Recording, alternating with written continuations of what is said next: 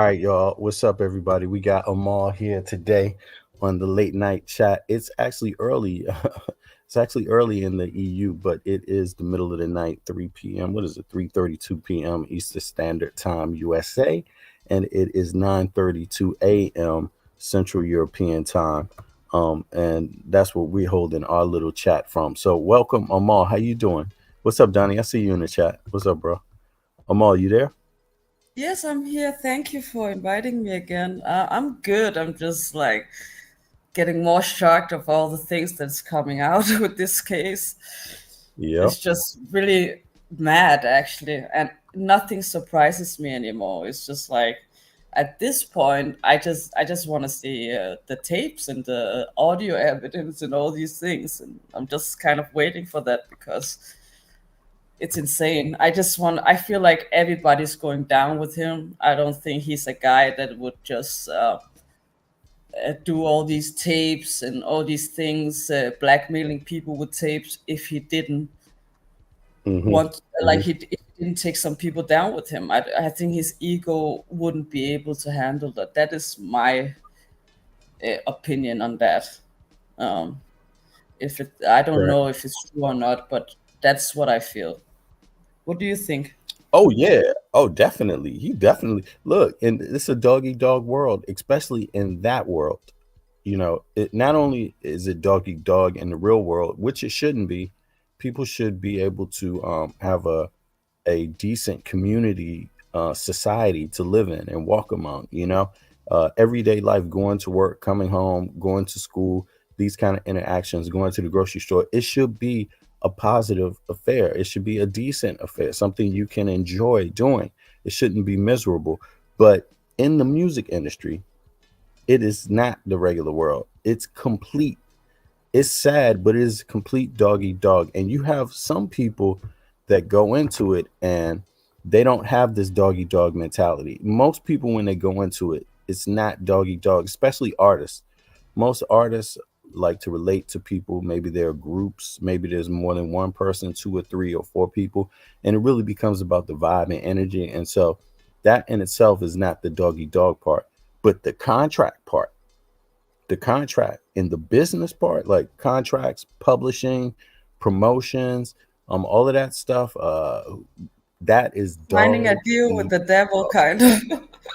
Yeah, you that know. is dog eat dog. They want you to do something to the Hmm. person they either want you to sell the person out that you came in the industry with, or they Hmm. want you to it's just anything, sell yourself out. Like they want there's been so many on so many levels. You watch it, like they will talk about people like they need a light-skinned girl this year, so who's it going to be? There's only room for one or two or three, even Yeah. though there might be hundreds in their catalog. They only going to promote one or two or three at maximum, and if there's three, it's got to be a fight. That's Somebody's got why to there's this undermine the other. conspiracy also about Beyonce. Beyonce and Jay-Z had a long history with Aaliyah and Diddy and all these things, right? And there's Right, this conspiracy theory that when Aaliyah was coming up, Jay-Z was dating Aaliyah, right. and That's what they um, say. yeah, and then suddenly Dame Dash is actually talking about it. He feels like there's a lot of things going on, and he said that suddenly there was no room. That's the conspiracy. There was no room for Beyonce to be the star because she was kind of breaking out of Destiny's Child at that time in 2001 when Aaliyah died. She was starting to start her own career in 2003. So basically, what they did was they kind of had to get rid of Aaliyah in order for Beyonce to be the star. That's the conspiracy, you know? This is allegedly. Okay. Sorry about that. I was just hearing some noise. 2 seconds. 2 seconds, Jamal. I'm sorry. I just gotta I hear No something in the worries. front of the house. So 2 seconds. Hold on.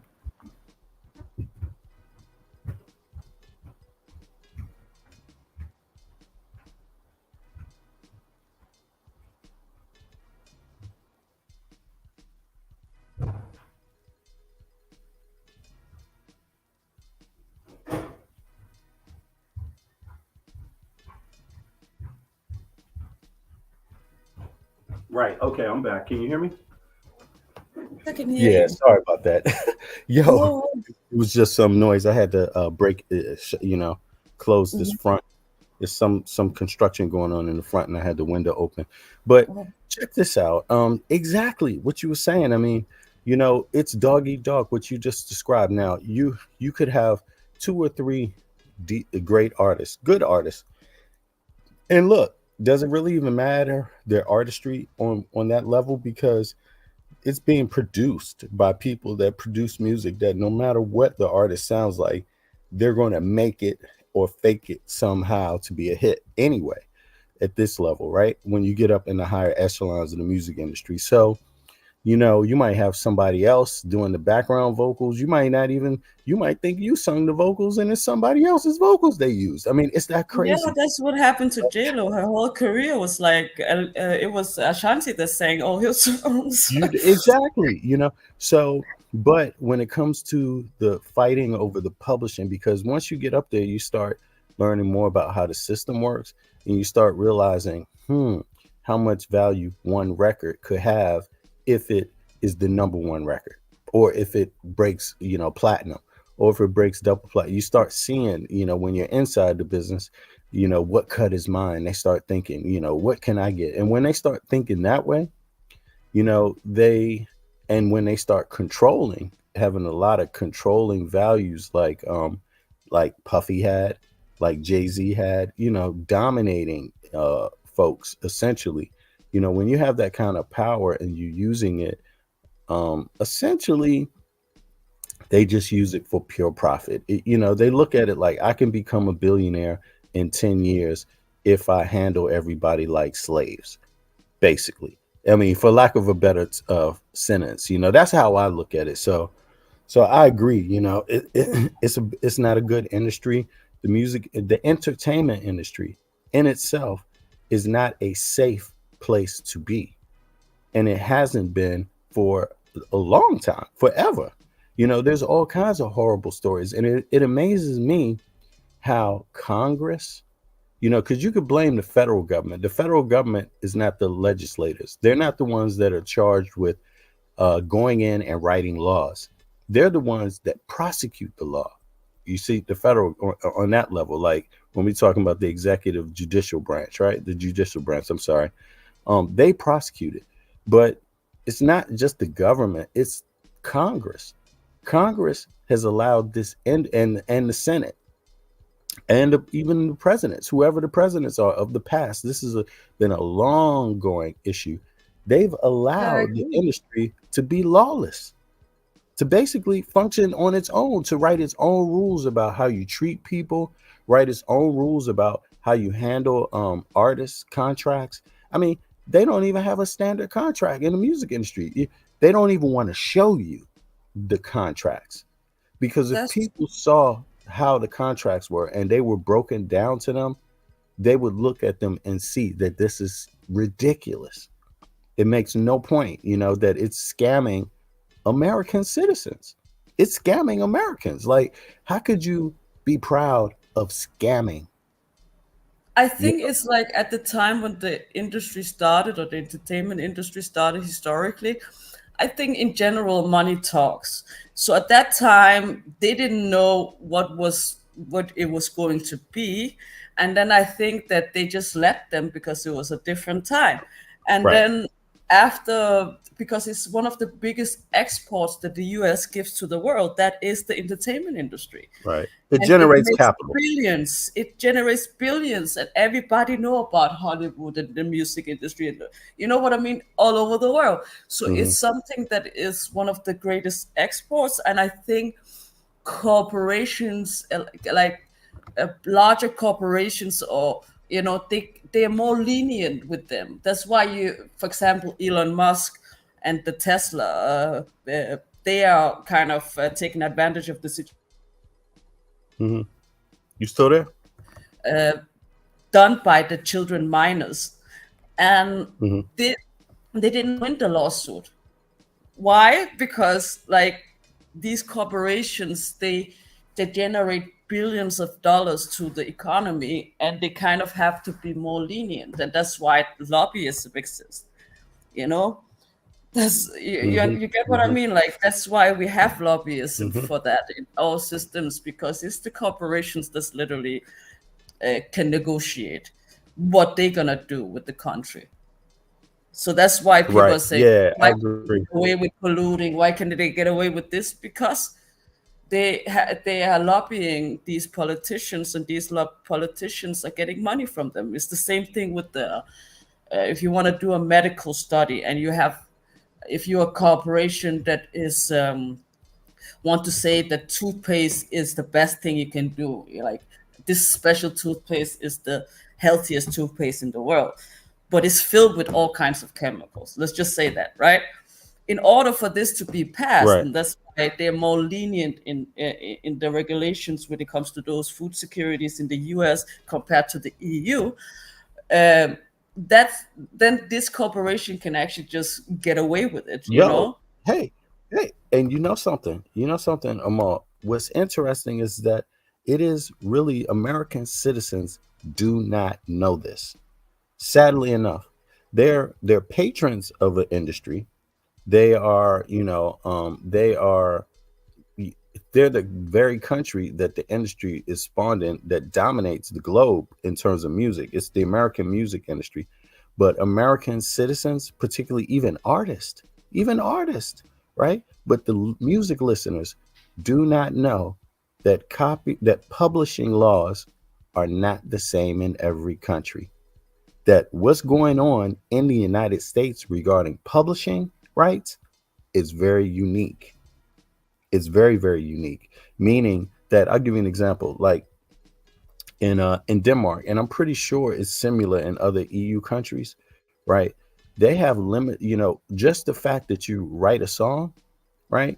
A person, any participant of a song, any participant, if you played one instrument, you if you played that instrument, you have to be mentioned. If you sang that verse, you have to be mentioned. If you whatever it is you did, you have to be mentioned in the copyright information. You see, and then from there you could go on, right? But it's not organized the same way in the US. They're literally letting people take credit for writing things they did not write. That where Exactly. can you do that? Who does? Imagine you bought a car. Somebody told you it was a Maserati, but you found out later it actually wasn't made by Maserati. It just had a Maserati stamp on it. Would that be Yeah, legal? No, they would sue your ass. But exactly. this is what's going on in the USA. When it comes to music, you don't have the right to know who made it anymore. You don't have a right to know who played the Even the guitar. biggest artists like Prince was saying that he was a slave to the music industry. Whitney, all the biggest artists has come out over the years and talking about how they got screwed over. You remember TLC was in an award show. I remember, I think it was the year 2000 or something like that. And TLC at that point had should have earned millions. And then Lisa Left Eye says, actually, we have gotten pennies and we're sick of it because people think we are rich, but we have no money. We don't like it. It's just a fake lifestyle that is written like that we have to portray, but it's not reality for us. We are getting nothing. Hmm. Yeah, And yeah, then she died yep. the year after. It's actually sad, and she died the year after. And it's actually really, really sad. And you know what? And I'm just gonna put something out there, right? I literally for some song that I did maybe like I don't know, it's over a decade ago. It's like maybe 15 years ago almost. I mean, the first time I came into this country, I came here and then I was here for like 2 years and then I went back to the US. But while I was here the first 2 years, I actually was recording music, right? And I just got a check the other day from Coda. You know what I'm saying? Just Yeah, from something that I don't even follow. I'm still getting a check for something done 15 years ago. And that's because the laws are different here. Nobody's, no, I'm getting a check for I'm performing really even, strict here when it comes to those things. Well, copyright and stuff. They're you not know? playing with you. Like you really have to, and that's why even big corporations can get sued by the state because of copyright laws. You And know what? you have had cases where in Denmark where people thought that they could get away with selling a product without you know Telling you without what's in saying it. who actually made it. Like when you also Yes. design clothes and stuff like that, it's the same thing. You cannot the internet there's international regulations, but there's also EU regulations, and those Right. regulations, if you don't keep up with the regulations, you can literally get your business can be stopped and your money, and you can be sued. It's you can lose everything. Exactly, exactly. And the reality is when you buy a record from a major music company in the US, you don't know who participated in the record. You don't really know who's singing. You don't really know who wrote or played anything. These things are being bought out like it's actually illegal to do it. That I don't even think it's legal, to be honest, to even do it that way, because it's very clear when you copyright music, they ask you very clear questions. Who played the instruments? And if you lie about it, you're supposed to be liable to the federal government because you're lying to the government. There's supposed to be a consequence for that. But here, when was the last time you very rarely hear cases of people? There was one case with Lauryn Hill where people tried to sue her, right? I don't know how that case went out, but they said she stole some of their music. Like they played, wrote, meaning came in the jam session. What they contributed was something that came from their soul. They were never told to play it that way. And when they played it that way and it was recorded that way, someone else took it and said they wrote it that way. It's like, I mean, but I haven't heard about Lauren Hill case, but it's not only her, but she had a big. It's not that many cases you could refer to, but mhm, she's one of the cases you could refer to, and but that was a while ago. When you look at that's she, crazy and because that's just one record. That's just one record. That was the Lauren Hill, the miseducation of Lauren Hill. But when you mhm, look, that's not two records by her or three records by her. So mhm, That's just one record. But when you look at Jay-Z, Puff Daddy, yeah, basically all these major players, even let's look at Puff Daddy, for example, because he's really been accused of this. His yeah, name is down as a writer and producer on every single thing. And people have been mhm, complaining for years that he didn't make one beat. He didn't play one exactly. chord. He didn't He write didn't have one any lyric. talent. We knew, like people were talking about that in the 90s, that he didn't really have any talent. He couldn't dance, he couldn't rap, he couldn't sing, he couldn't produce, he couldn't do shit. But suddenly, that's why I was like, how come this guy that most of the 90s people were talking like that about in the beginning of the 90s, suddenly at the end of the 90s is this big guy in the music industry with his shiny suits and playing making hit after hit after hit with Mace, and you know what I mean, and you just like He's operating a sweatshop, basically. yeah. And Mace also said that like he didn't a lot of these artists never got it, like they got a few thousand, a few thousand for It, their it, music that it's generated illegal. millions. And I know Mace's music have generated millions for Diddy. The same with And Biggie. think about this. Think about this part. They even to show you more about the criminality and misrepresenting who created the music, right? In itself, they invented a term that has been flying in people's face for over a decade now, maybe 2 decades. It's 2 decades. It's called ghostwriting. Yo, there's nowhere on the face of the planet that ghostwriting is legal. You cannot write a song and put it in someone else's name.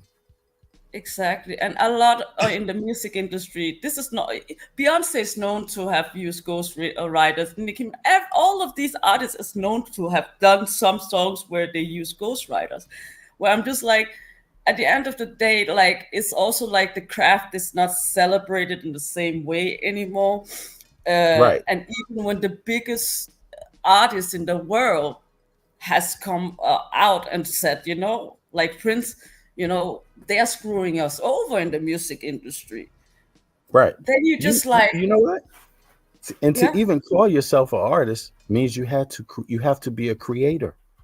So it's like, it's really sad to see this go on, but I mean, American citizens really should be concerned, not just about, I mean, and it's a big concern about the health, the physical health of your employees, the safety in the industry, your physical safety. That's one part of it.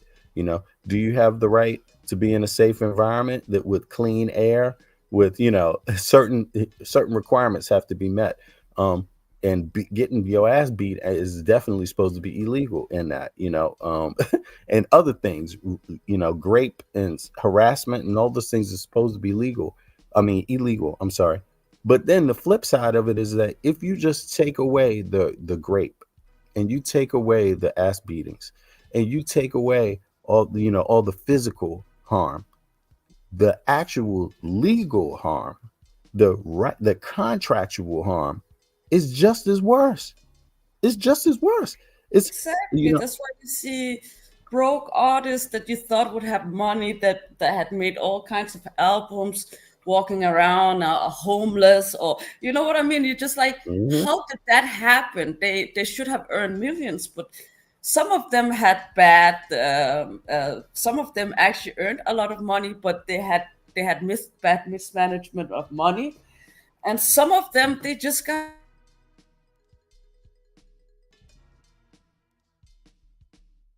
Your audio went out, Amal. you know. So I'm just like, this is some like, when you think about the copyright infringements and all that, there was a case recently with Kim Kardashian that put furnitures from a really famous luxury furniture designer, and these furnitures she claimed was from him, but they were not from him.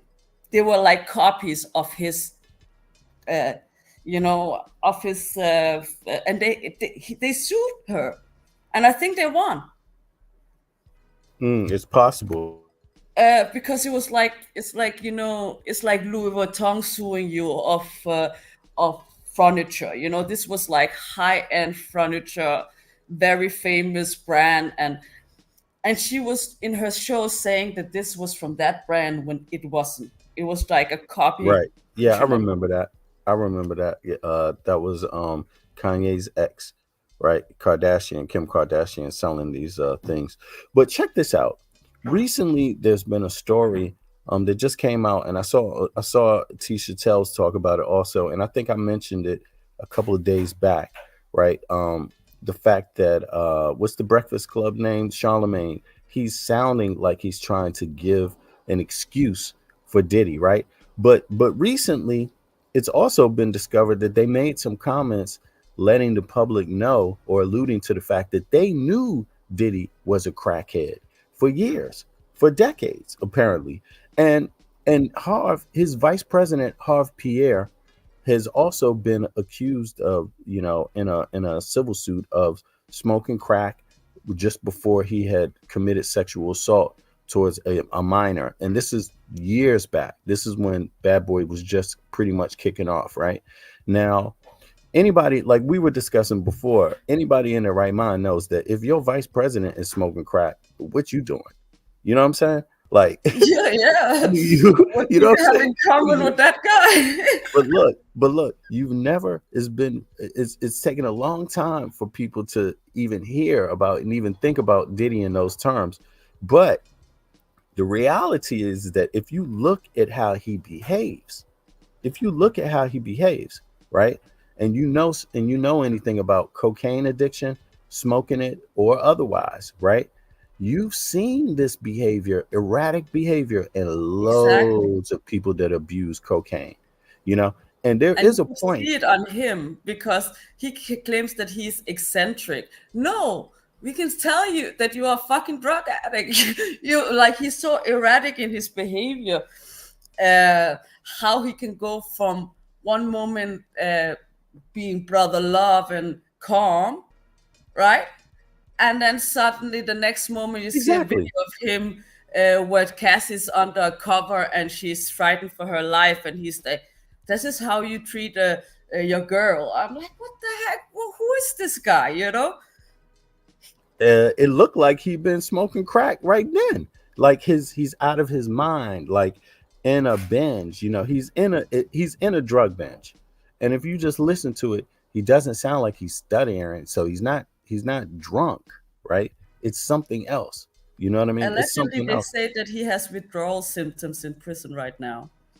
That's the latest, but I that's would bet alleged. he would.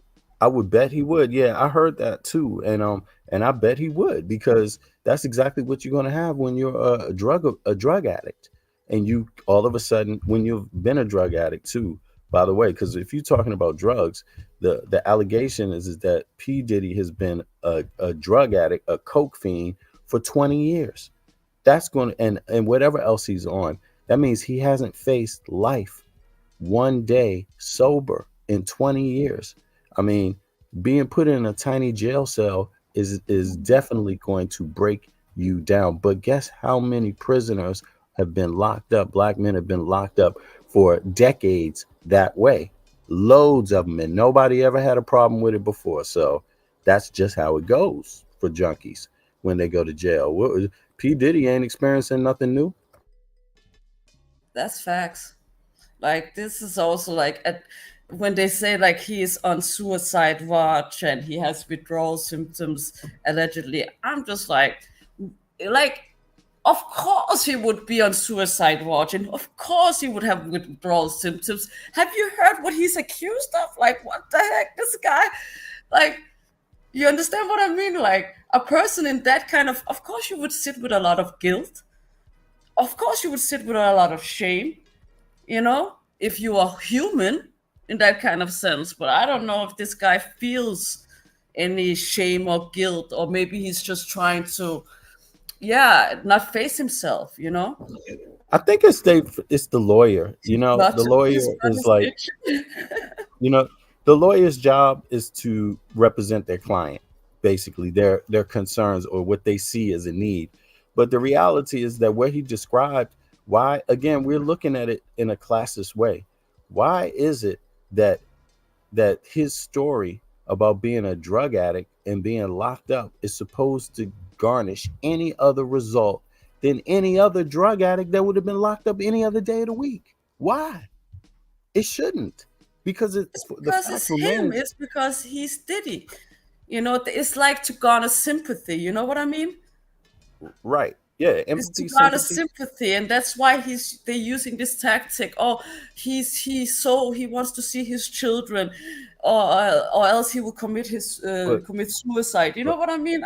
I'm look, like, the uh, the people too that late have now. empathy, the people that have empathy for him personally, right, that they wouldn't have for any other person with kids that's been a drug addict that now has committed crimes and now gets removed from their kids and gets locked up. If you do not have the same amount of empathy for all the other people, then it means you're contributing to a classist system because you're only having empathy for P. Diddy, a rich dude, when you don't have it for nobody else. It's a similar thing as with Donald Trump. How much shit can you get away? The average person get it. If you and I did what Donald Trump did, we would be in jail. We would be under the jail, Facts, you facts. know. But we know it ain't gonna happen that way for him, and he knows it. So he's gonna play the game different. But why should it be that way? Because there's nowhere in the Constitution where it says it's a classist system. It says the opposite. It says everyone's supposed to be treated equally under the eyes of the law. So I mean, it's just crazy. But in any case, they say that Diddy is having withdrawal. I'm like, yeah, I got that's just like the typical story. That's just like the typical story. But yet he's there. Okay, but let me see if I can bring up some of these. You were talking about I sent oh, some videos on WhatsApp about right. Michael Rubin and his white Yeah, parties. exactly. And the fact also, we were discussing the fact that everybody seems to be cutting off Diddy, running scared now. Like the people that are Hmm. wiping their Twitter page or Usher, wiping yeah. their Yeah, tell me a Usher little. said he Who got else? hacked, and the whole TikTok is dragging him like, "How, dude? We're not stupid. You got hacked, and all your tweets were deleted." Yeah. After Diddy got Yeah, he got arrested, a yeah, special hack. yeah, right. He got a special kind of hack nobody ever heard of. It's the hack where you don't want to be, you just want to close your eyes and hope it don't happen again. No, It's the let me see Chrissy here. Teigen hack. Like, you remember when Chrissy Teigen deleted over 30,000 tweets because she was connected to Epstein, and she was saying this. I saved some of those tweets back then. I remember because she was saying some of the most disgusting, uh, PDF file shit Hmm. on Twitter Hmm. about how she loved children in toddlers and tiara, that showed that they had to, like, when they were going into splits and stuff like that, and all kinds of disturbing things about children. And then she deleted 30,000 tweets because people found out she was really disturbing. Sorry about that. I had to cut my mic off for a second because apparently there's some construction right outside of my building today. Hold on, let me see here. Now it's spreading. The noise is everywhere. Hold on. Could you hear something in the background a second ago? I can't hear anything actually. I can hear my machine here, my air machine. Okay. What do you call it? Yeah. Okay. All right. Let me see here. Let me put up the video first. Okay. Now I can go here and I'm gonna pull these up now that it's open. Let me see here. Share screen, window. Here we go. Hold on. Let me just review something real quick. I'm sorry. Majority. Da da da da da. Scribble. Okay. So let me share this, um, and then I can present it. This was. Is it here? Window. Okay. This was. Can you see this? Yes. Okay, wait a second. I see. You can't see that. I'm sharing the wrong one. Wait a second. Let me share the right one. I saw like that Here we go. you put something on the screen.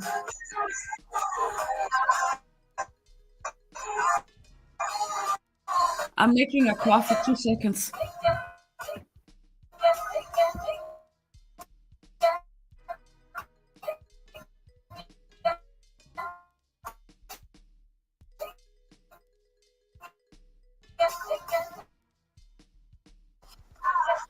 Can you hear it? Can you see it? You can see it now. Okay, let me bring it back. It came I up a little see it late. and I can hear it now. I'm Uh, just making a coffee. okay, okay. I'm gonna play it a little bit, and I'm gonna turn the music down because that's gonna interfere with something. Here we go. But this is Mike Rubin's White Party in 2023. Yeah, and this is And all the Michael people that Rubin is attended. one of Diddy's financiers. Yeah, Hmm. yeah.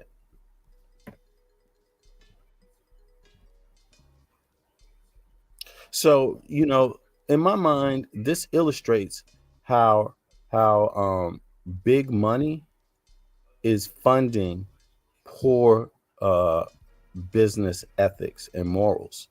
You know, um, and willing to capitalize um, off of helping to create an environment that has stomped and stepped all over certain people.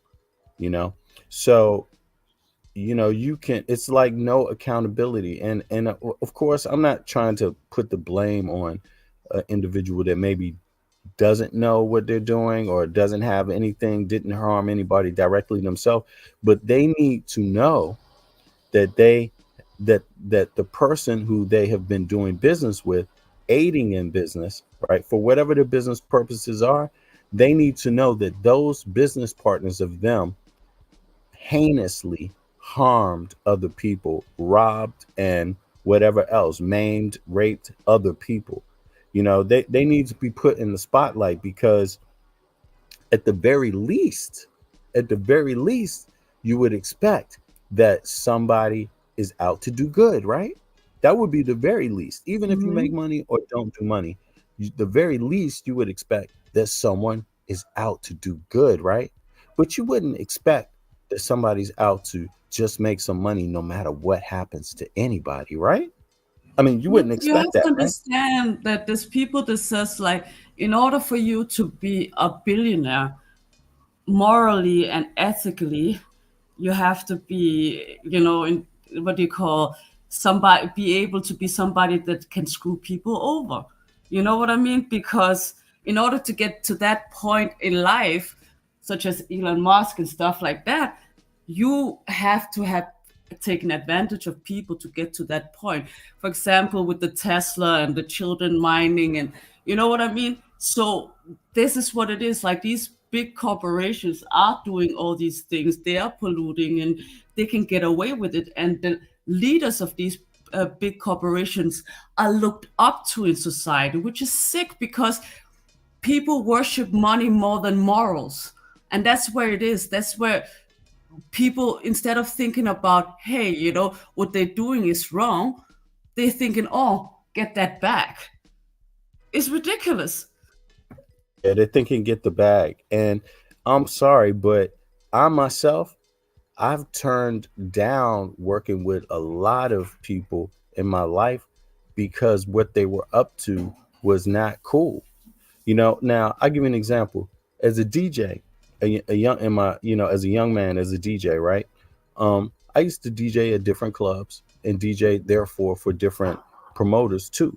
I promoted myself, but I also worked with other promoters, and sometimes I would promote a DJ at clubs that I promoted, and sometimes I would work at clubs that others promoted. Right now, Hmm.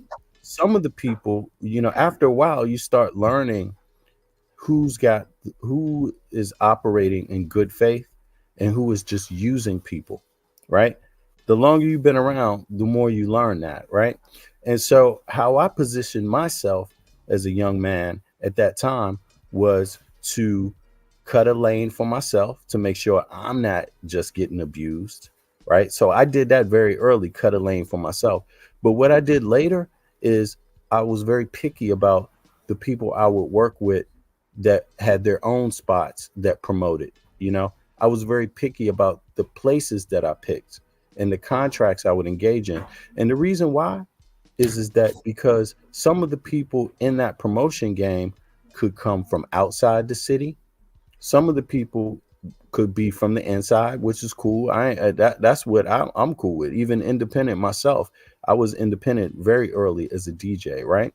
But of course, I was able to work for others to get some popularity to even become independent, right? But then later, I started realizing there's some people in this game that got a whole lot more money than me, and that's how they're getting some kind of control out of the entertainment industry in DC, right?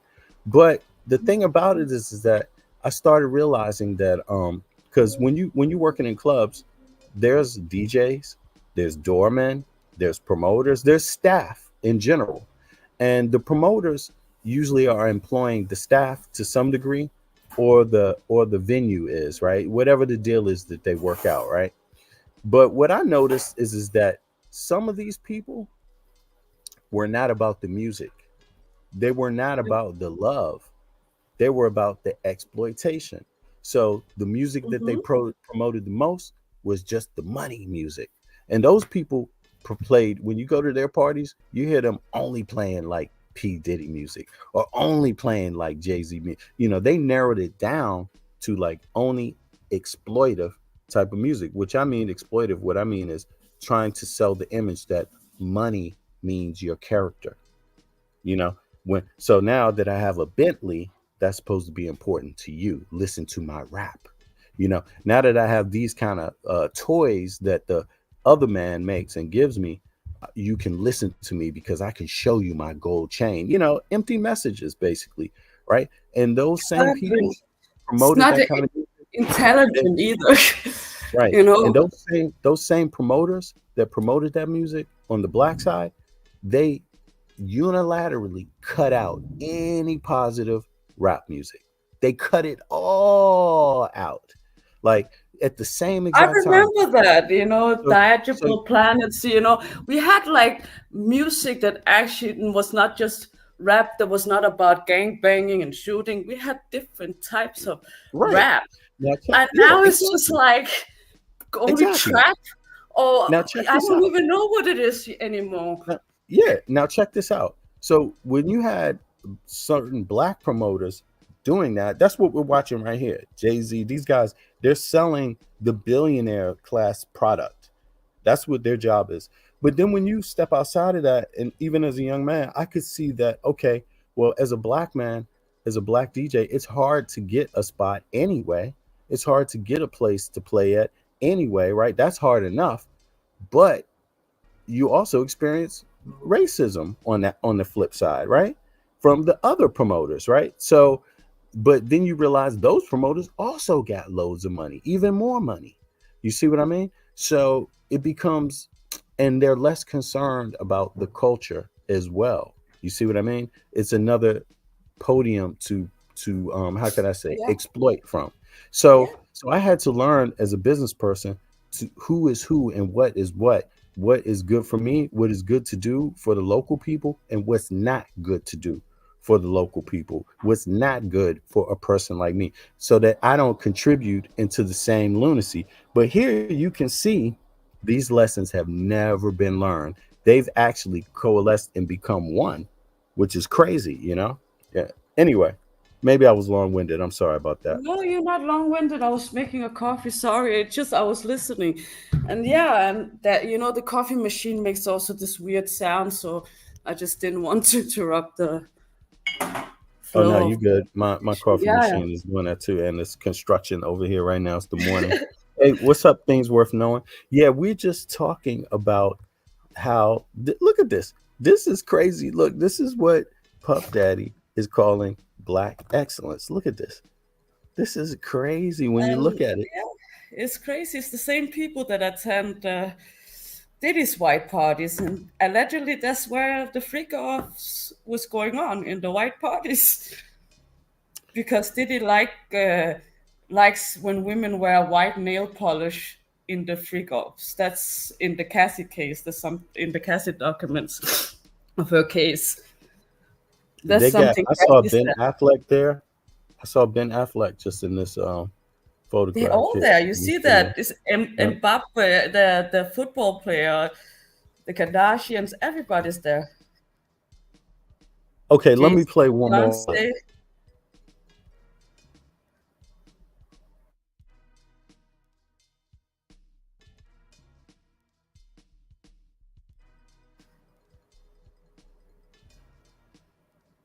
Can you see it? Yeah, but can you put the sound on? You turn the Okay, let me sound let off. me put the sound on. Because Yep. this is a streamer, one of the biggest streamers in the world, and the young generation they don't fuck with Diddy. They're like, no. All white party for Okay, July here we July go. 4th. Would you like to go with me? No.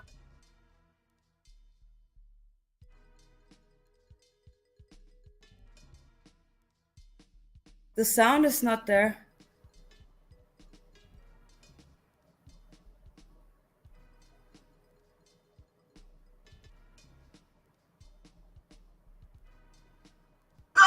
All white. Yeah. You can. She's in the chat. Hey. Yeah, can you put? Can you hear Can it? you? Yeah, can you do it again because I couldn't hear half of the sound. Okay, here we go. Reason Kai didn't want to go.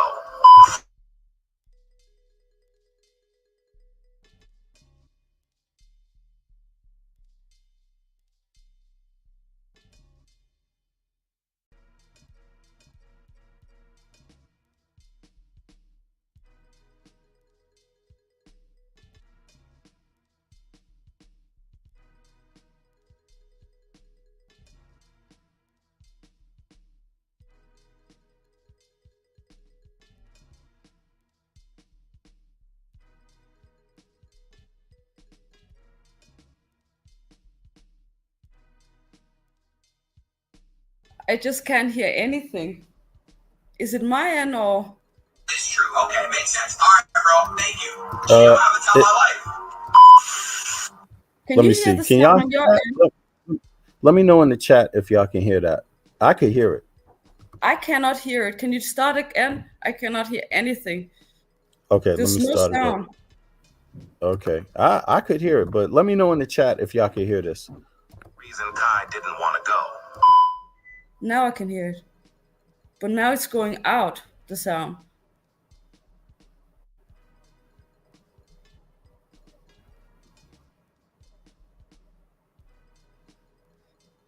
But you can also read the text of the conversation. So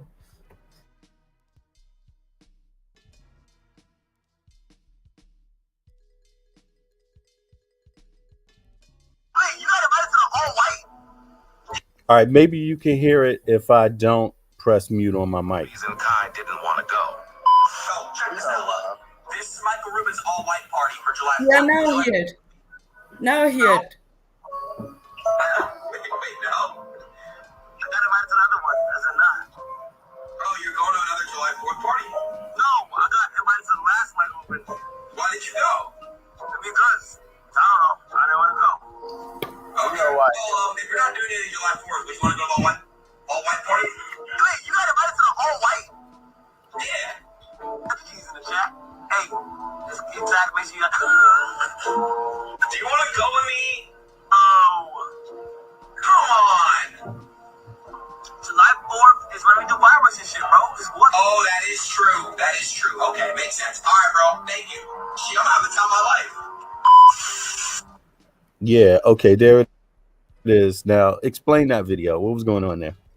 This is Kai Sanat. He's one of the biggest streamers in the world. Actually, I think he just, I think he just broke the world record in streaming too. But he streams like games and stuff like that. So the new generation celebrities, right? And he's one of them.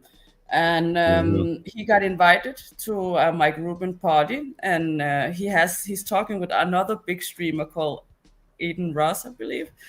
Hmm. I'm old, so I'm trying to get the names correct. Hmm. Hmm. and he has he's talking with him over the phone, and he's there. You heard the conversation about the all white party, and he Right. doesn't want to go, and he keeps trying to ask him, "Come on, let's go, bro," and he's like, "No," So the new generation, they don't fuck with all that white party and all that. Maybe it's because of the conspiracy mindset they have. They say, that is, I think that's why they kind of don't trust these celebrities in the same way, like maybe compared to my generation or other generations.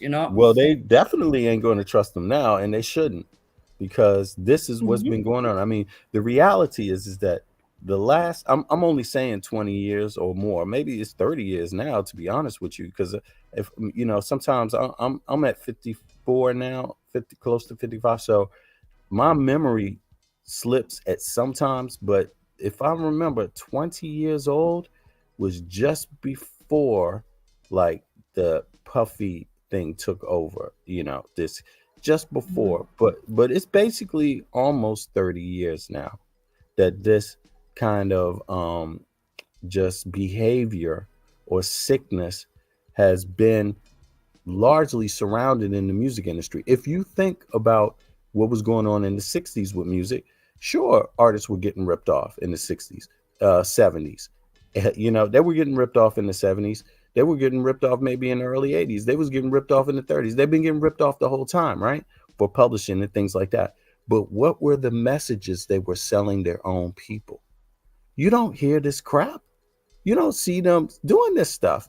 I mean, they actually were still making music for the people. And when you even look at how the music was arranged, you could go back to the 40s, 50s, 60s, and at least you could see somebody's name is even written as the writer.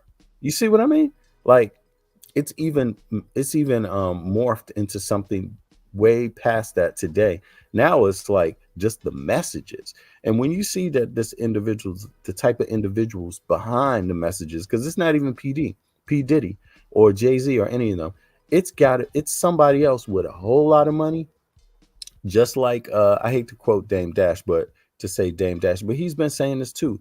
It's a lot of people that have nothing to do with your culture, and therefore nothing to do with your reality, nothing to do with your political situation, nothing to do with how you feel, nothing to do with your problems, nothing to do with your day-to-day life, that are dictating what your kids should listen to. and it's garbage. That's I hope people see that. I hope I people at think this I point see think the it, new you know? generations are changing the music scene, and they are also supporting each other, and that's why I feel like Hollywood has been dying out for a long time, because first of all, people don't go to the movie theaters anymore like that. We have streaming such as Netflix, and young people are for the most part watching these streamers, so they Hmm. don't really care about what's going on with Diddy and his white parties or whatever. They don't watch the award shows. You know what I mean? Like, it's a different generation, and they don't really care. All they care about is actually also ethically, and that's why they are out here saying no Diddy. Because Yeah, it's about your morals. right. Yeah, exactly. It's not just simply about his sexuality, it's about his morals. His morals are abhorrent, you know?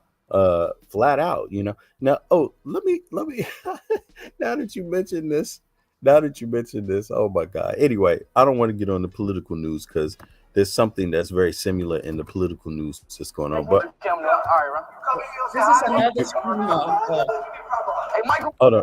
He runs away Okay, from go ahead. Who Michael. is this? He This is another streamer, and he runs away from Michael Rubin. So he wants him to party with him, and then he says, "No, no, I'm not.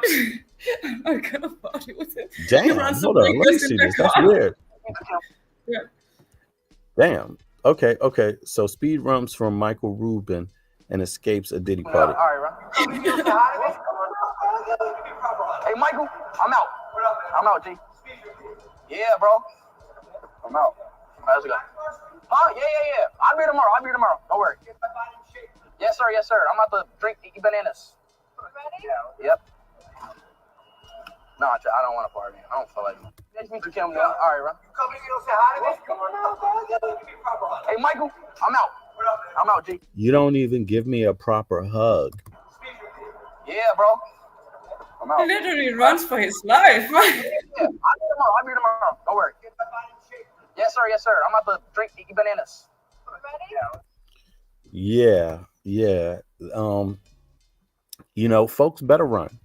I mean, and run for all kinds of reasons. Run because you just finding out that something really creepy is going on with these folks, and I'm talking about not creepy in terms of the their sexual desires. I'm not talking about that, but these people will step on you your entire life. They're like using these people like they're using a P. Diddy or using celebrity in general to attract folks. They're using that. They're using them to attract you to a vampire party, But the thing is, essentially. they don't like the new generation. They become their own celebrities now. So nobody cares Hmm. about Michael Rubin like that in their generation. They're like, yeah, no Diddy, he escaped there. They are actually literally thinking like these type of guys need to be around those streamers, because they are actually making the big money here. They are the number one streamers in the world. You know what I mean? Right. So they Right. they earn them. So they kind of, so these celebrities, the old celebrities like Diddy and stuff, they try to hang out with these people, Young and people. Right. they don't want to have anything to do with them. And that is the funny dynamic, because he doesn't owe Michael Rubin anything. He's one of the biggest streamers in the world, one of the biggest celebrities of the new generations. Right. So, His audience is different and his economy is different. It, and you this, know. yeah, and they also with these, that they like minors in Hollywood and all these things. This is the conspiracy theory generation. You know what I mean? So they like, Hmm. we have been hearing about these people doing this crazy shit, since we were children. We don't Right. want to go to their parties. Right. Right. Exactly. And I wouldn't and I don't think a person in their right mind, once they figure out something shady is going on, should want to go to those parties. Or better yet, just be around somebody who's partaking in this crazy stuff. I mean, you shouldn't want you should you shouldn't want to know that somebody's openly exploiting people that you work with. You shouldn't want to know that. You should want to stop it once you find out that something bad is going on. I mean, if you're a healthy person, you should want to That's disassociate. what they're doing. They're exposing all these celebrities. If it wasn't for this new generation and digging up stuff and finding all the receipts from the past, these people wouldn't go down. Right. Know? And that's what Right. they are doing. And Yeah. that's why I'm just like grateful that, that is a new time when it comes to the industry and, the entertainment in general, because they have been closing down a lot of Hollywood studios because they are not making the money anymore. The same way, because there's independent labels and people there are independent filmmakers. They get a Netflix contract, and then suddenly they have their show up there. So Hmm. they don't need them anymore in the same way. It's a new world, and the the old timers can't keep up like Diddy. Hmm. So he have to Hmm. take that and take. Oh, I'm he's finished. sorry. He's Take done. that. He Take no, that. he's Take done. that. It's terrible. He's done. I mean, he's done, and you know, people should not let him hide under the cloak of blackness. You know, because then that's turning something black into something evil. You know what I mean? The cause of black people in America. He's turning that into something. He's taking that cloak, which is very real. He's taking that history that's very real and using it as a cloak to the benefit of someone else who's not even African American, but yet he's doing it. He's brutalizing folks while doing it. Many of the people he brutalized flat out are African Americans or black people. I mean, the people he treated like shit the most, you know, if you want to think about it, Was his in terms of own, yeah. it was his own. Cassie got a bad beating and she got bad treatment. That's sexual abuse and mental abuse also, right? But contractually, he was screwing his own people over too, just as easily. I mean, not even just as easily, even easier. That was the starting gate. At the starting gate, I'm going to rob you. And it's just sad to see that. But I hope we learn our lesson this time. I mean, I Okay. hope we learn our lesson because look, even back, I'm old enough to remember what people were saying 30 years ago when they started hearing this kind of music. And 30 years ago, when they started hearing people like Puff Daddy, even when they started hearing, because it's the same timing when they started hearing NWA, because NWA is what spawned Puff Daddy. Essentially, the East Coast wanted a response to West Coast gangster rap, right? So they reformed their music, which put out other groups that weren't gangster. The whole industry shifted at that time. And I'm smart enough to remember what these people were saying 30 years ago. And what they were saying, the old cats, the older people that didn't have nothing to do with rap, the people that are from the 40s and the 50s, right? That were alive. When they first heard this shit, they called it what it is. They said, "Oh, this ain't nothing but black exploitation." Again, round number two, you see. And as a young person, Yeah, I agree. I heard what they were That's what saying. he has been doing. Right. That's exactly what it's been doing. It is pure black exploitation. They've just got a little slicker with it, a little bit slicker with it. And it's even scarier because look who else they propped up. Jay-Z. They propped up Jay-Z, and look at what and he also hid under the cloak of blackness. But what did he do with his blackness? He's accused of the same thing. Look, and this is the man that Mhm. undermined Kaepernick, the one person, the one football person that said, "Hey, even though we are employees, hey, even though we work for the NFL, we still have human and civil rights. We still have a right to speech." you know. And Jay Z came in there and was like, "You know what? I'm going to help y'all on this one because this man can take your industry down. He is right. This man is hurting your industry. And what I'm going to do is I'm going to take that cloak of blackness. I'm going to take that blackness back. I'm going to wear it as a cloak. And I'm going to defend you by saying, hey, look at what they're doing now. They're hiring more black staff. Yeah, but black staff still need freedom of speech.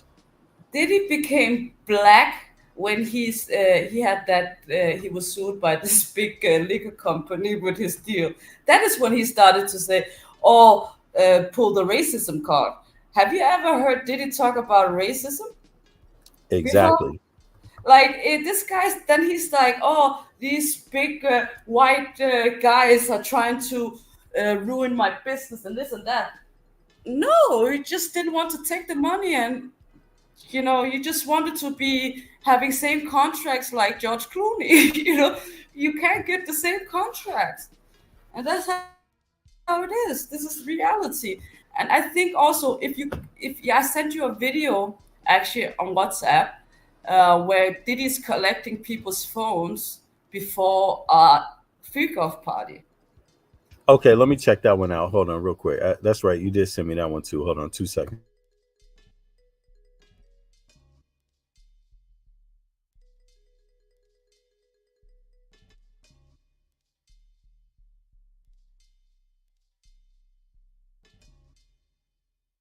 Okay, hold on. Let me just get that out of WhatsApp real quick.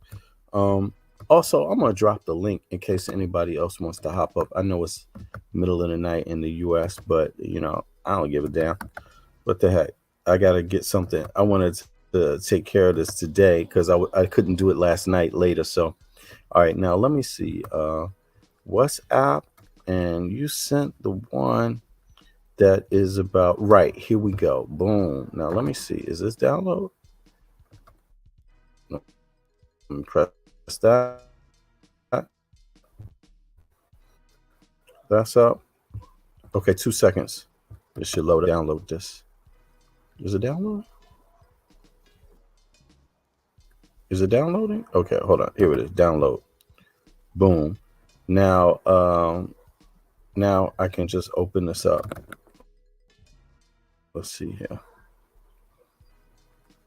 All right, it's opening. 2 seconds, and let me throw this back on the screen here.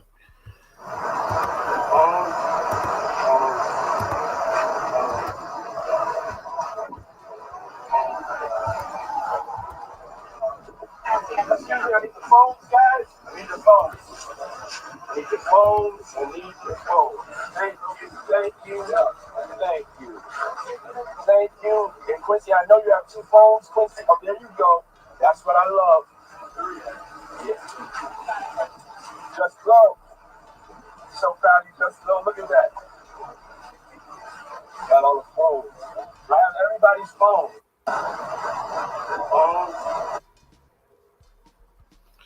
Yeah, it sounds Who like in this collects clip. phones to a party unless you are doing some suspicious stuff there? you know, Yeah. Never. You know what I mean? Like, who does that? Have you ever been to a party where somebody wants to collect your phone? Hell no.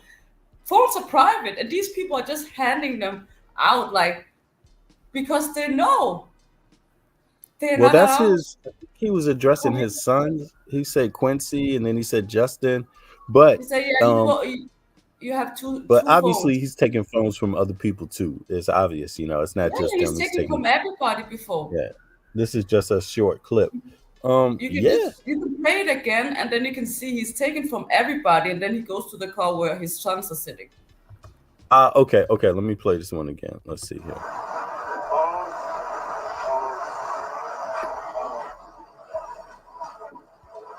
Oh yeah. Excuse me, I need the phones, guys. I need the phones. I need the phones. I need the phones. Thank you. Thank you. Thank you. Thank you. Phones. Phones.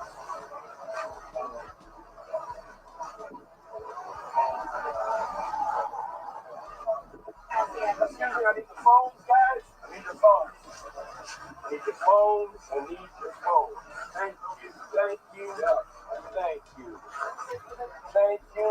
And Quincy, I know you have two phones. Quincy, oh, there you go. That's what I love. Yeah. Just go. So proud of you, just go. Look at that. Got all the phones. I have everybody's phone. Right. So there you have it. I mean, Exactly, you that's know, everybody's phone. So yeah. right. Yeah, yeah, exactly. And And obviously, he's this is a normal thing practice. This is not a one-off shot, and it's not unheard of people requesting phones, but at private, at parties, especially celebrity parties, because they know that shit is probably going to get out of hand, and they don't want just anything to get become public. Obviously, that's what it's about, right? But So, the odd thing is that the reason we know a lot about these Diddy freak off parties is some of his friends, like French Montana, some of his friends are allowed to film. Sometimes they're in there. You know what I mean? That's why we right, get all these clips. But at the same time, he's collecting, I think, the people that are not that famous but are, you know what I mean? Like new closer. people or Yeah, people the he new don't, people yeah, to recruit. Yeah, because yeah. they cannot, if he can just blackmail them and say, hey, I got your phone. Yeah, And I I'm mean, like, he can't say that. The bottom line is that, I mean, for me, legally, he cannot. If let's say he's questioned by the FBI. Have you ever taken people's phones that have come into your party?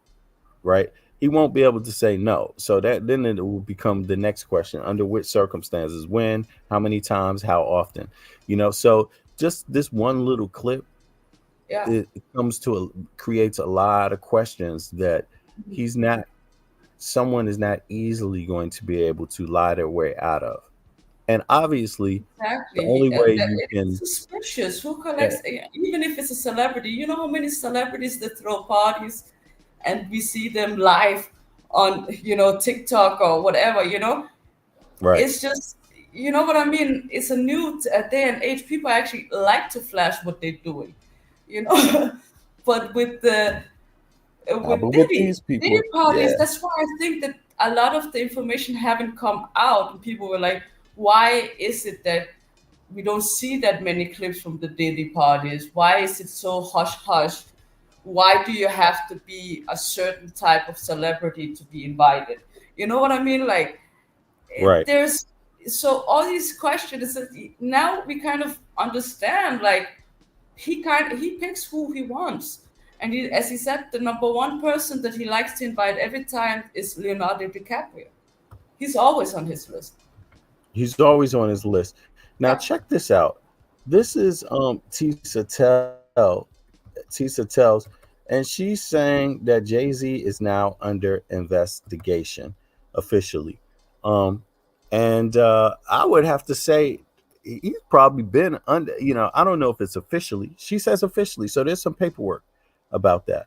Um because she has her but receipts. you Yeah, there's got to be some paperwork that says. I mean, in my mind, officially under investigation doesn't mean you're not under investigation. I think it implies that they officially know, like some Yeah, that now they're there's officially papers looking at on it. him. Yeah, Yeah, yeah, it's not yeah. There's speculation. something. No. Yeah, there's something, and there's something criminal that they're looking for. They have some suspicion. It's not just that. And also, well, here's the other thing. Let me see here.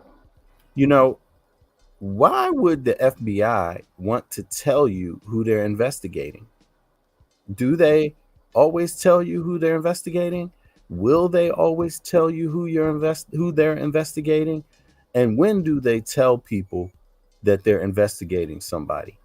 Um, in my mind, it's like they only do what suits their best interest, the feds.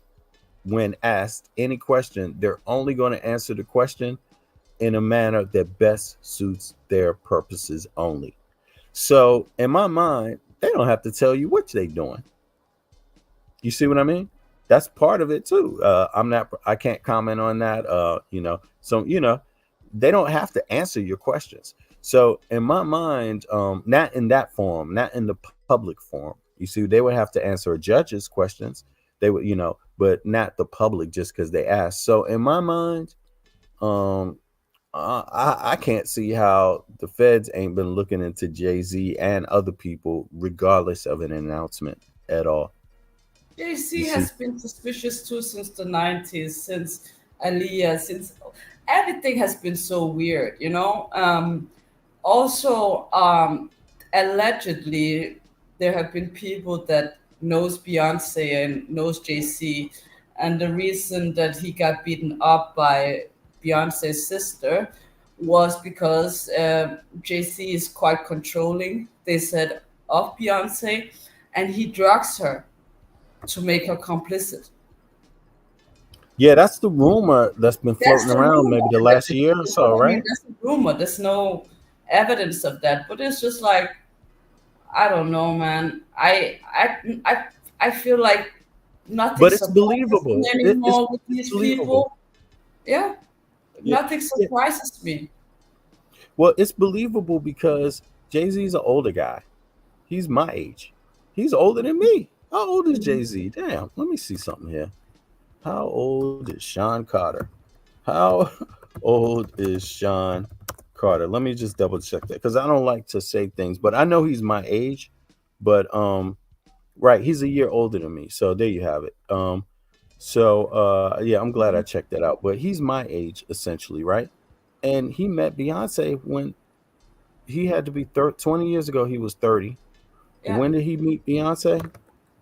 You when know, she was, I think, 17, 18. No, she just turned 18, I think. Beyonce, and how old was he and her? I don't even know if that's correct English, but in any case, that's the late '90s. Okay, late '90s, not okay. The public How around two. old It is was public. Beyonce It first? said, okay, I'm gonna tell you. It says their relationship went public in 2001. Okay, but the specifics. Jay Z was 30, or would have had to be around 30 to 31 years old when he Yeah. started dating Beyonce, right? Which was around 2000. She was Beyonce, barely legal, I think, at that right? And time. it said Beyonce would have been around 18 to 19 years old at that time. They were like, okay, but He was with Aaliyah before mhm, that, and she was 16, and also right. with Foxy Brown when she was 15, And in this situation, now let me allegedly. now check this out though. Check this out too though. When was Jay Z an executive at Def Jam Records?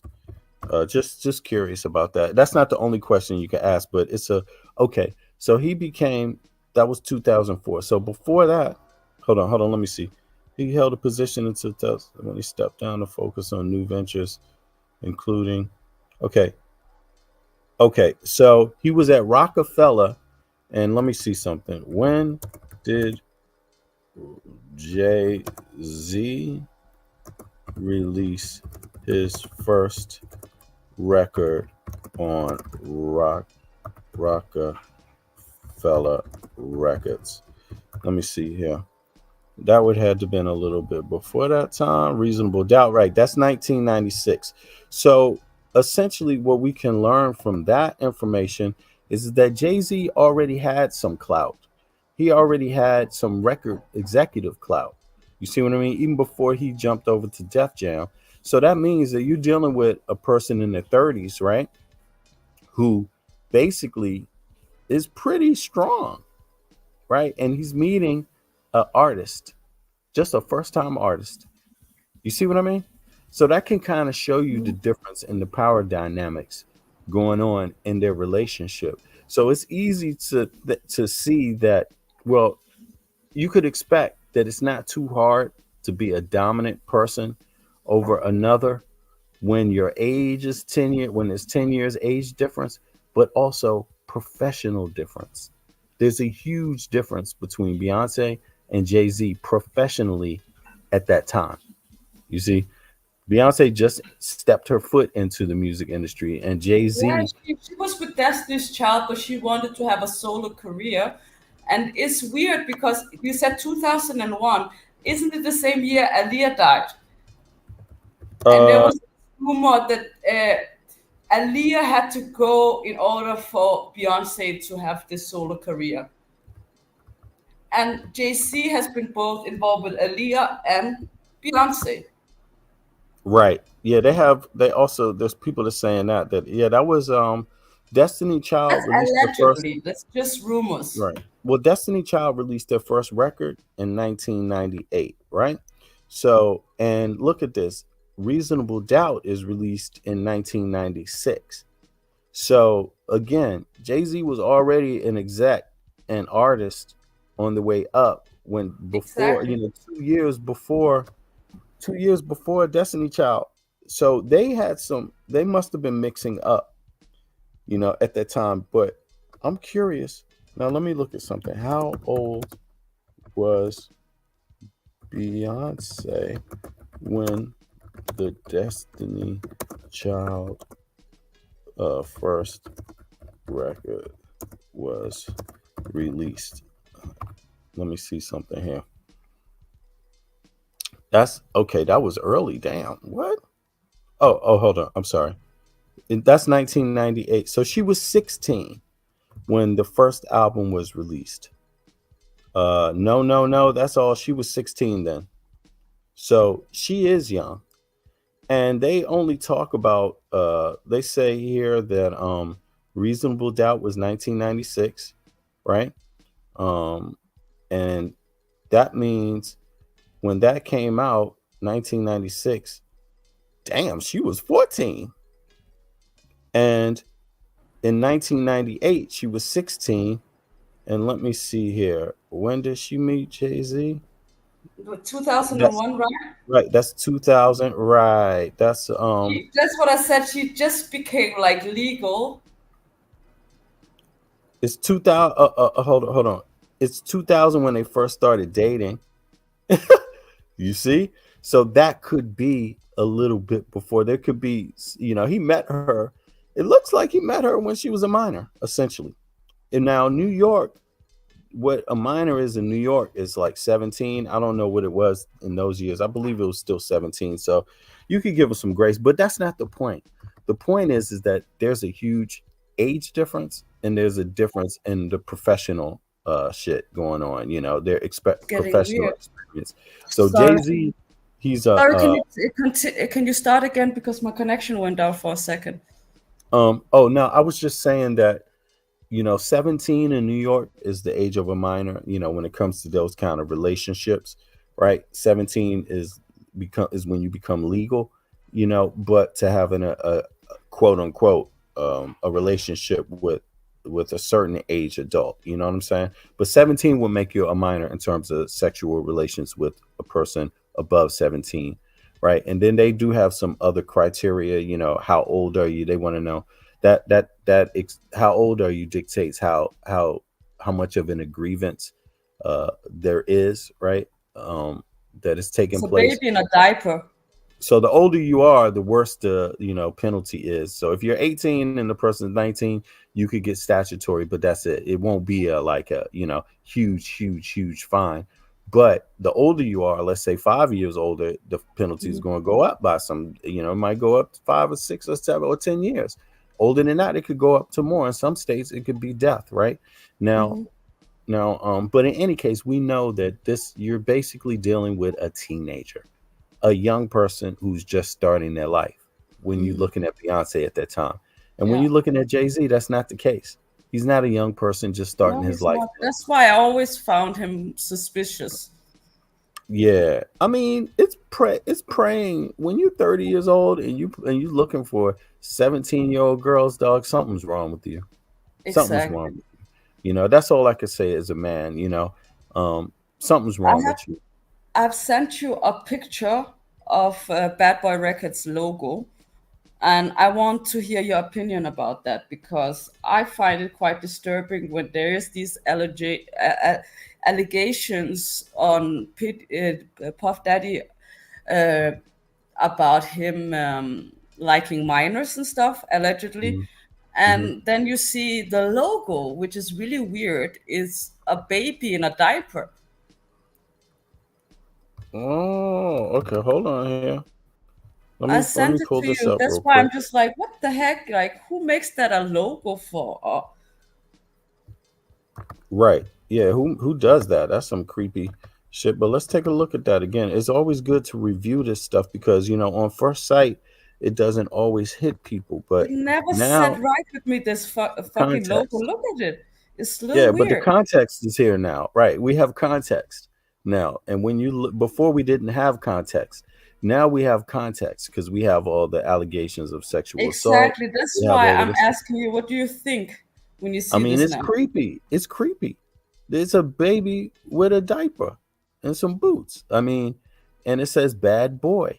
And, you know, What does that to be mean, honest being a with you, bad boy? Is this to something be he to says be honest to? with you, it sounds like some PDF stuff.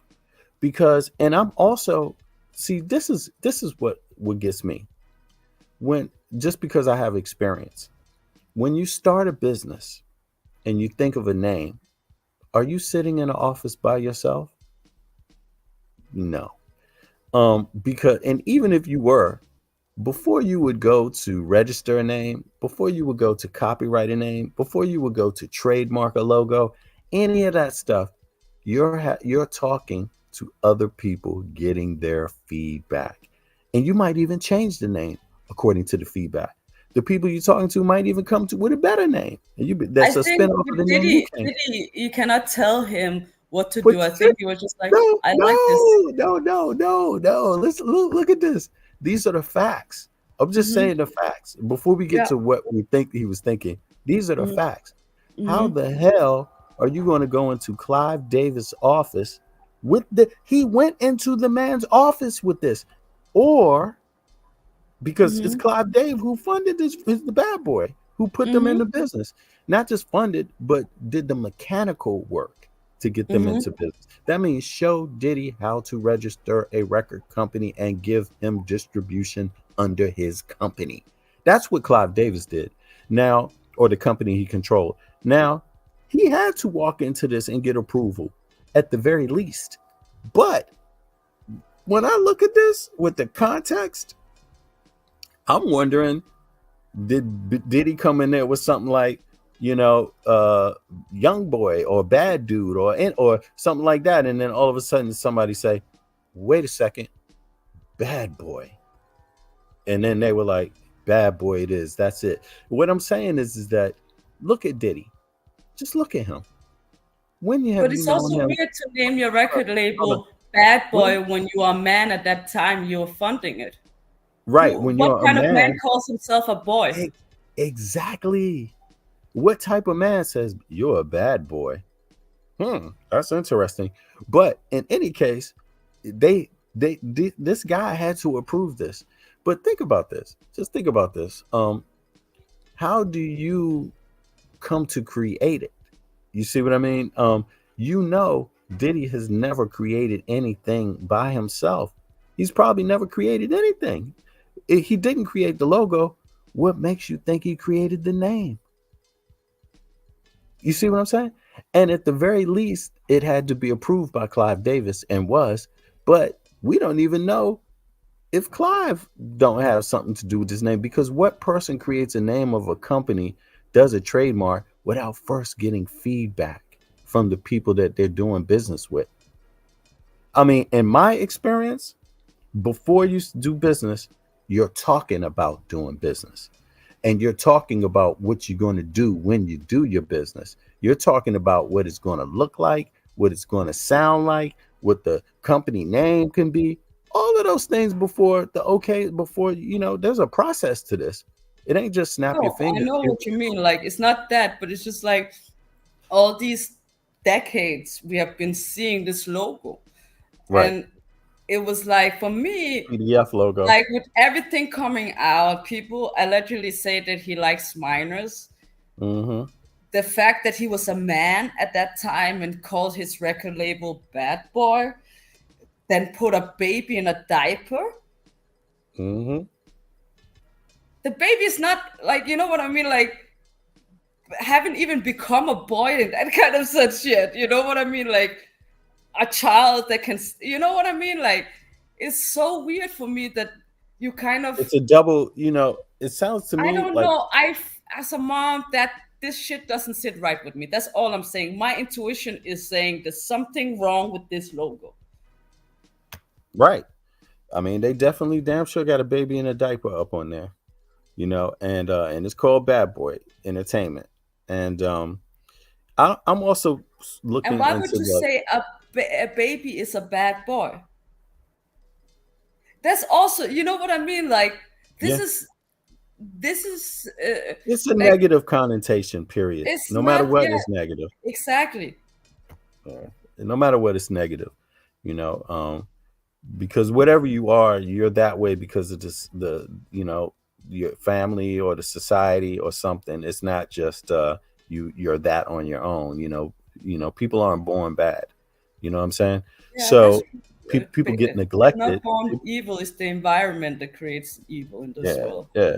People can be neglected. Kids are neglected all the time, and a lot of times those are the ones they call bad boy, but a bad person or whatever. But in this case, just if I home in on just like logos and trademarks, it also occurred to me that when was the last time somebody made a logo, made a trademark that didn't have multiple meanings?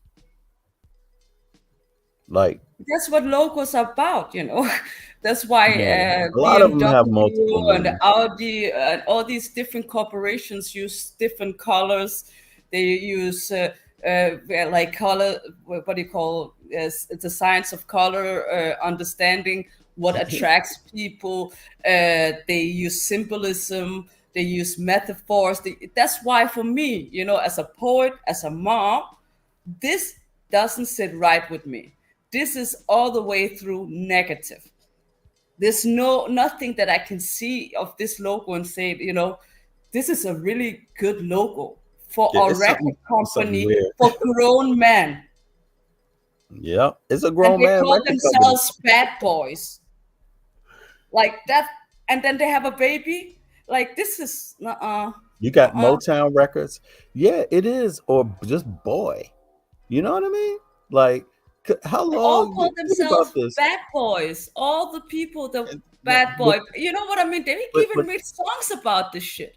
and think about this. Think about this one too.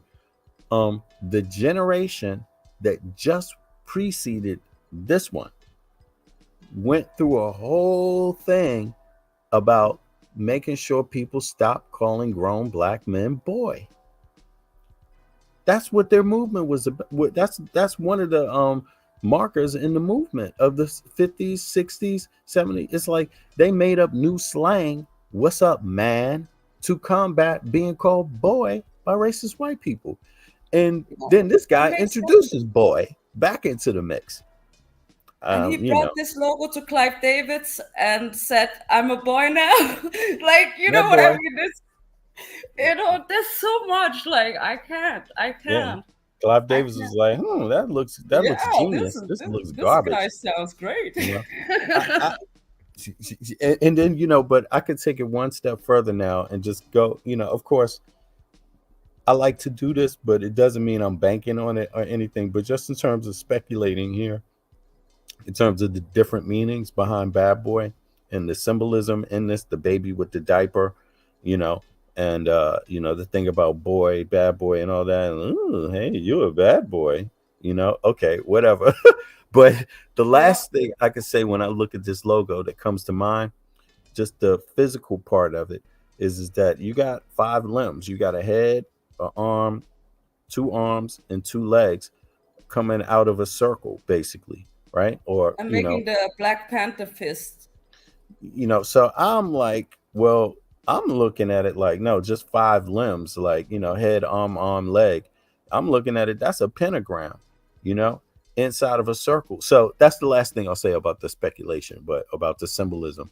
I don't go that. It's not that I have to believe in it. It's just it occurred to me that, oh yeah, to the this There's is something actually you learn in school that, what I think is like, media design. literacy is gone for a Yeah, lot of people. And this is the way, like, we learn things. We had to understand why there was this symbol, what it meant in school. We had to dive into it. We had to figure out what kind of metaphors. And that's basically what we're doing now. It doesn't mean that that is how it should be interpreted. It's just right. our personal opinion about this, and we have the right to speak on our personal opinion of how we analyze a picture, or a logo. I mean, I Yeah. do it. I do it all the time in design. My Mhm. sometimes my motivation can be something ancient. It could be something. The motivation could be something modern. The motivation could be something that's a was a real life event. The motivation could be a completely different topic, but because there's something about that topic that I connect to in my company, I get some motivation from that. So when I create my new logo, it could have some, parts in it. You see what I mean? Without you really Yeah, knowing it, without anybody exactly. else seeing it so directly or easily, it's called Mhm. symbolism, you know. Yeah, So that's why this is how we also understand the world. There's so many things that we learn, like the white dove symbolizes peace, and there's so many things. So in our day-to-day world, we come across logos everywhere, and we kind of have this kind of we have to kind of have this kind of discernment and understanding what they're trying to signal to us in that kind of way, because sometimes people are not aware of why they go out and buy certain things. Sometimes it can be because they have used color in a certain way that actually makes your brain wants to go in there.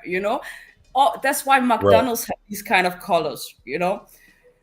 There's a lot with these kind of corporations and how they move. So yeah, these orange and things, red, if you're not yellow and red, aware of the world you're living in, you're just gonna do what this you're told, instead of actually saying, wait, hold a minute, I don't need anything from McDonald's at the moment, but I know my brain right, is saying that I need something, but I actually don't. you know right. Right. Yeah, exactly. Exactly. Yeah, well, this has been interesting, Amal. I appreciate you hopping up today again. Thank And you. yeah, can't wait to do it again. It's been Yeah, about what is it, hour and a half now. Um, it was a good one. Yeah. Thank I you hope. for having me. Oh yeah, you're welcome, of course, always, always. Um, this story is not gonna end anytime soon, obviously, because Mhm. there's so many revelations being made every day. And you can see it, the frequency of the revelations, how long it's going to actually last in real time. Like, because when something gets revealed, Mhm. there's a process to it, and if there's something criminal to it, or something that the public that's important to the public, or important to a criminal case even, you know, or future, or Mhm. even a law changing, anything, if it's something relevant, then it's going to take longer to play out, the effects of it, what's Mhm. being revealed, how it's going to take, it's going to take some time for it to be apparent how that new information connects with other things and other details and other people. So this is going to go well past his own trial. Mhm. Also, all the revelations that are happening today, it's going to go way Yeah. past his own trial, because, you know, um, just think about it. Once he goes to jail, there's probably going to be more revelations that Yeah. he. Already we know November is the trial of the guy that is Well, in once he's convicted, for I'm sorry, but go ahead. Oh, Tupac's. You remember that the guy that is in prison for Tupac's death. He said right. that Diddy paid him 1 million, and Yes. all that, and that is coming out in November because his trial date is set in November. So there's a lot coming out in the next few months. So I'm happy we can cover this together and also have a what do you uh, like a chill talk about it. About Right. what's going on in this crazy world. And I really enjoy speaking with you. And I think we have what do you call good ping pong effect, or what you call it. So Hmm, thank you hmm. for having. One of the things that I've noticed that a lot of podcasters or vloggers haven't been discussing when they look at the Diddy case, or when they look at the music industry, and I'm talking about the American ones, right? No disrespect to them, and I also even mean Tisa Tells too, because I love her broadcasting, but I just noticed this, right? Um, when it comes to the conversation about congressional reform over an industry, it doesn't seem to be any conversation there. And the thing that bothers me the most is because Sure, you can find people that have done all kinds of horrible shit. You can. But how much of this is like due to the fact that there's little reform in the industry? You know, like the unions, how are the unions operating? What are the rights of people inside of an American industry? You're an employee. What are your rights? You see what I mean? And just think about this for most people. The reason why You're I'm right. saying this is because It's not most discussed much. yeah, most people don't work in the music industry in the United States. Most people that go to work, they work in, let's just take a Walmart worker. Even a Walmart worker has the right to not be sexually harassed, even a Walmart worker. But you will find that there's a penalty if a Walmart worker is sexually harassed. They have a place to go to get some compensation. They can sue Walmart. Somebody's going to take that claim up. But when you look Yeah, at the you're right. music, yeah, in any other place, Burger King, I fell, I hurt myself in working at Burger King. They're going to have to cover you somehow. You see what I mean? Um, even if a non-employee walks into a Burger King and slips and falls, there's accountability. You're going to get your ass sued, and there's a lawyer that's going to take it up. Blah blah blah. But when it comes to the music industry, it almost, and I'm talking about from top to bottom, it almost seems like none of the laws that apply to every other business apply to them, because I you got agree. extreme levels of corruption. Ghostwriting. Can you imagine a ghostwriter who works at Walmart or a ghostwriter who works at any other industry in the United States? Hey, I'm selling this product to you. This product I'm selling to you is trademarked, and right, except the people's names on the trademark are not the real people who made it. Don't you know that's a damn crime? You Yeah, know, exactly, exactly. you know? That's why I'm just like, there is too much going on, and we have a lot to discuss because If it's I look dark. at the bottom of the trademark application, it tells the person who's filling it out, Mm-hmm, do you attest that these facts are true? mm-hmm. They might even warn you about the penalty for lying, but Yeah, there, it's a lot of this stuff that's illegal is just been the fact that it's been allowed to go on for so long, I think is mm-hmm. how it got so bad in the first place. And Yeah, so I'm just a little curious about when are some of the other bloggers going to talk about the accountability in terms of the industry, like in the accountability in terms of the government to do more than just prosecute the individuals found, but to make sure that there's no way it can happen again, to break I it, think we could to talk break the about that practice. next time, Yeah. because it's really it's this is also what the future of the industry is going to be, so you kind of Hmm. have to take these things into account and say, are you going to conduct in the same way, or are you going to change? And They people, gotta now put you all standards in there. exposed for this way, so what is the if every let's just say that Diddy snitches on everybody, okay, hypothetically, Hmm. and everybody goes down in the industry. What would happen after that? That is the question. How is the industry going to continue after that? And that would be interesting to discuss with you about. Yeah, I would love to have that discussion, and also I want more vloggers to have that discussion. I want more vloggers to have that discussion, and Hmm. also put the United States entertainment industry in the same place that it puts other industries when it comes Hmm. to accountability. How Yes. should this industry work practically? What Hmm. are your rights? What are the standard practices? What's the standard contract look like? What is it supposed to look like? What are the Hmm. limits that you can own someone else's name? What are the limits that you can own someone else's music? How are companies going to weed out bad practices and weed out Hmm. bad practitioners? That's all stuff that they talk about in every other industry. In the music industry, they ain't even asking any. It's like they treat it like it's above the law, Hmm. damn near. But in any case, all right, sister, I appreciate you. I'm out. Oh, oh, thank you for having me, and I will also yeah, go ahead and get something to eat. It was nice talking to you.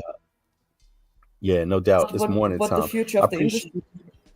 Let's do that. Yeah, let's. We're gonna do it. Let We're me gonna know do when it. you have time so we can do another one. I'll do that. Yeah, exactly. We're gonna wrap soon. No, no worries. No worries. I Okay. appreciate you for coming out. I appreciate everybody for listening. Thank Please you. Yeah. subscribe. Yeah. No, And I do not. share. And share. Yeah, like and share. Um, I do not only talk about politics or the election. I talk about all kinds of stuff, but I try to also have some purpose in the things that I talk about. And so Hmm. I try to talk about the things that I believe are most urgent. So right now, what I feel is most urgent is this topic, along with the politics, the election cycle, what's happening. So you might see me do a lot more commentary on situations like what's going on with P Diddy, what's going on with the entertainment industry, just like you see me communicate about what's going on in the election cycle. So I'm just saying this for those the people that are just coming across this page. Some of the perspective that I bring is rooted in the fact that I'm born and raised, and my family born and raised in one continent, except as an adult, I live and have experienced life in another continent as an American citizen. So a lot that I bring to the table has something to do with knowledge about both places practically, and also the laws. Whether you're talking about human rights, whether we're talking about the music industry, how it works, or artist rights, or whether we're talking about the politics, some of the differences. By the way, the last thing, Amal, um, because I didn't go into the politics today. But on my wall, I got a very good question. As a matter of fact, Hmm. I'm not gonna pull the question up, but I'm gonna look at the question just to read it off real quick, just to let you know. Yeah. There was somebody who came. People are always commenting on my shorts, especially the political ones. But I Hmm. got a great comment, a question, a few like a day or two ago. Let me see here. I'm just trying to find it now. And it was a question about COVID. Um, Now it's a stream that I did. Where's the question? Let me see here. It's a no, not a stream, but it was a short that I did where I was talking about some of the rights we have in this part of the world versus what's going on in the U.S. We're talking about social benefits that come within the tax Yeah. system for everybody versus the Hmm. U.S. Right? The And welfare someone system and asked. stuff. Yeah. Yeah, and I stated that I'm only talking about the benefits that I get in the EU and the Scandinavian regarding social services and my taxes, so that Americans can know about it and know what they're not getting. Right, that's one of the motivations. And somebody came on and asked me from New Zealand, NZ. They asked me. They said, "Yo, V Bennett, how do you have those social benefits as an American citizen? Right? How do you get that?" And I told him, I said, "Oh, that's easy because although I'm an American citizen, I don't live in the United States of America. I live in the Scandinavian. I live in the EU. So in the part of the world I live in, these social benefits, you could call them social benefits. We just call it our tax dollars working for us. You Yeah. know, Exactly. but it's not a gift. It's not something somebody's giving No, we're us. paying It's for not. it. We're paying for it, That's why right? we have the highest taxes in the world in Denmark. Or they say we have the highest, but you look at the U.S. Well, that's a good another conversation to come. But in any case, um, and I told them that was just the case. That's why, and Americans pay in most of the major cities. They pay the same taxes we pay in the major cities in the Scandinavian. In Denmark, they pay the same tax. It's they just break down how it's being paid differently. The way it's broken down looks different. So in the U.S., you have state tax on goods, and then you have income tax, and then you pay tax on the goods you buy. And how that looks and what it adds up to is about 30 something. It could be 35%, 33 and 35%. And in some places, maybe 37%. It depends of your taxes. It depends on what state you live in, right? Of your earnings. So when you Yeah. count how much you spend on your earnings, you earn a certain amount, You pay state tax, you pay federal tax on your earned income tax, and then you pay tax on everything you buy. And when you look at those things, then it equals what we pay in like Copenhagen for the average person, not the rich person, but the average person, right? Now, a lot of Americans don't know that. But even if you say a person in DC pay 1% less tax than we pay here, but look what we get for that 1%. People, you see what I'm Exactly. saying? We It have free healthcare and all these things that should be a human right, you it know? should be a human right. And you know something? I have to say this after, there's a lot of things I love about my country, love about the town I grew up in, and I wouldn't trade it for anything. But note when I say where I come from, where I'm born and raised, where I'm proud of it. I loved it. I didn't leave until I was close to 30. But although I've been living in New York and, back and forth to DC to New York before that, just as a young man working in the music industry and stuff. But I wouldn't trade that. But here's the thing, I wouldn't trade that experience for anything. Never. It has some strong things that come with that. But I have to say, after so many years of observing this pattern, Americans, when the average American that is voting right now, sadly enough, well, not the average, but there's way too many American citizens that are voting that are totally ignorant of the situation they're in when you compare it to other NATO nations. They have no idea of the social services that other NATO member nations, not all of them, but most of them, right? Particularly where we live. Some call it communism. The Americans, no, the right calls it The market communism. types call it Look, communism. and it don't even exist. It doesn't even exist. Then they call it socialism. Socialism don't even exist here. This is capitalism that's existing here. That's Exactly.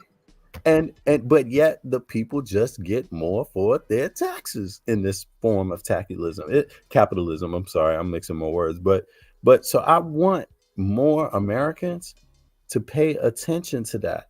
No matter what color you are, no matter what background you are, it does not pay to be ignorant of your counterparts. It doesn't pay to be ignorant of the world, because when you're ignorant of the world, you don't know where your problems stem from. You can't even argue properly. There's poor people talking about, they poor because of, I know we said we weren't going to talk about the political cycle today, but I there's think poor we should people. do maybe another one later. Let's talk about it. Yeah. But look, Okay? there's people in the US, they're saying they're poor because of Biden and Kamala Harris. No, you've been getting robbed for 20, 30 years. You've been getting Yes. robbed for a whole generation. It's What are like you accountability doesn't exist with some people.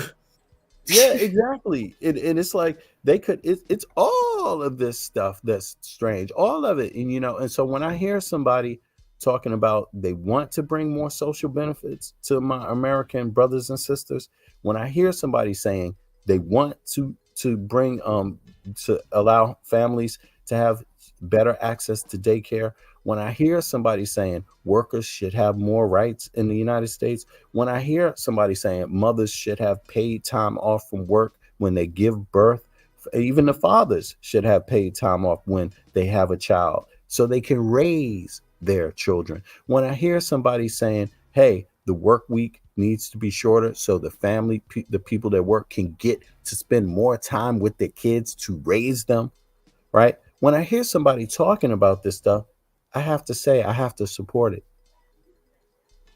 So on that Yeah, note, I agree. yeah, That on that note, that's the best way. Like I feel like there's no boogeyman in actually care like having free healthcare. That should just be something everybody wants. But it's yeah, not free because we literally pay so high taxes for having it, and that is the thing they don't understand or ignorant about how the system really works. right. So I think it's really Well, it's interesting. not free. It's It's not not free. free here, Definitely not but free. but You it's know that. definitely cheaper. It's definitely cheaper. In the scan right now, healthcare is cheaper than the US.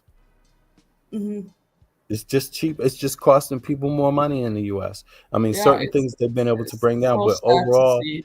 yeah, they're managing it poorly. They got a lot of money thrown into it, but money you might get good instruments, Hmm. but okay, good instruments is one part of it.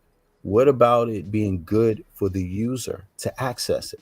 What Exactly. about that part? And so, on that note, I think we sleep a lot in the U.S. So we'll see how it goes. But all right, Amal, we Yeah. wrap soon. All right. I appreciate Okay. everybody for listening, and those that listen tune in later. Like, share, leave a comment. Let me know what you think about the dialogue. Of course, if you're rude, I'm going to have to block you. But if you're not, please speak your mind. Enlighten Mhm. folks, and ask questions, and you know and if I give a response, if I feel like I want to respond to some of the comments, which I do from time to time, you know I'm going to try my best to just deal with the facts. So all right, y'all, peace, we out later.